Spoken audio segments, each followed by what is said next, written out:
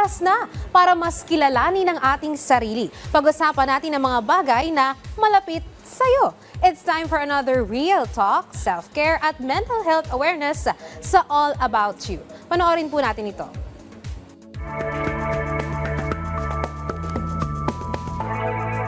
Magandang araw. Ako nga pala si Rian Portuguese, your millennial psychologist at welcome sa All About You, kung saan ito ang safe space mo at pag-uusapan natin ang tungkol sa'yo.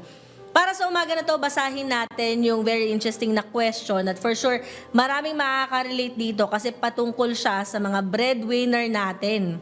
Ang sabi ni PH, breadwinner ako. Umaasa sa akin ang pamilya ko kaya di ko alam kung paano uunahin ang sarili na hindi nagigilty. Siguro address muna natin yung nasa question niya, no, yung guilt feeling. Common yan na nararamdaman kapag nakasanayan mo na unahin yung pangangailangan ng pamilya mo, ng kaibigan mo o ng ibang tao kaysa yung sarili. Madalas nagkakaroon tayo ng self-neglect or napapabayaan natin yung sarili natin. Hindi naman talaga totally masama yun. Sa totoo nga, kailangan natin ng mga taong ganun na mataas yung sensitivity sa pangangailangan ng iba, 'di ba? May empathy, may compassion, napakagandang katangian nun. Kaya lang, pag sumobra, nakakapagod siya. O pwede kang ma-burnout. O pwede maging resentment yan.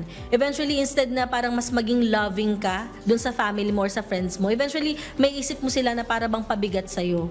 Diba? So, importante na ibinabalik natin yung ganong klaseng pagmamahal, yung ganong klaseng atensyon sa kanila, no? Sa sarili din natin. So, ano yung mga pwede natin gawin? Subukan natin yung una na tip natin, yung reframe your mindset. Tandaan, pwede naman na nagkikare ka sa kanila and at the same time or habang nagbibigay ka sa kanila, ginagawa mo rin yung priority na yun sa sarili mo. Kasi paano mo maibibigay yung mga pangangailangan nila, yung pagmamahal na kailangan din nila, attention, kung ikaw mismo hindi mo nagagawa din sa sarili mo. Pangalawa dito yung set healthy limits. Tulad nga ng sabi natin, madalas tayong sensitive sa kanila, 'di ba? So syempre hindi naman minsan natin naantayin yun na sila pa yung mag-care sa atin or sila yung gumawa nun sa atin, 'di ba? Importante na tayo din yung maglilimit. Tsaka pakiramdaman natin yung sarili natin, kaya pa ba natin?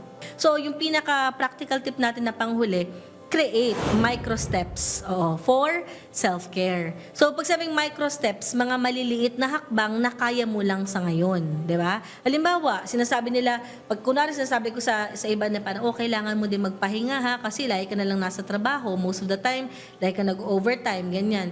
So, pag nagpapaalala ng gano'n, iisipin na iba, hindi ako pwedeng mag-self-care kasi pag mag-stop ako, hihinto yung syempre inisip daw niya sa sahod niya, etc. Hindi ko naman sinabing huminto ka sa pagtatrabaho. Ang sabi ko, magpahinga ka rin. Ibig sabihin, sa busy na schedule mo, isisingit mo yung paghinga. Or kumbaga yung mismong self-care na kayang-kaya mong gawin kahit nasa trabaho ka. Kapag sineset natin yung mind natin na bahagi ng pagbibigay ng pagmamahal, ng care sa iba, sa mahal natin sa buhay, 'di ba? Ay yung pagmamahal din sa sarili at ibinabalik natin 'yon, eventually nababawasan tayo ng guilt. Kasi again, responsibility natin na mahalin din at bigyan ng atensyon yung ating mga sariling pangangailangan. Hopefully nakatulong 'to sa iyo para kahit paano mabawasan yung guilt. Kung meron kayong similar questions, tulad ni PH, huwag niyong kalimutan na mag-send sa email ko na mababasa ninyo sa ilalim ng screen. So, this is Rian Portuguese, your millennial psychologist. Sana nakatulong sa'yo. Ingat!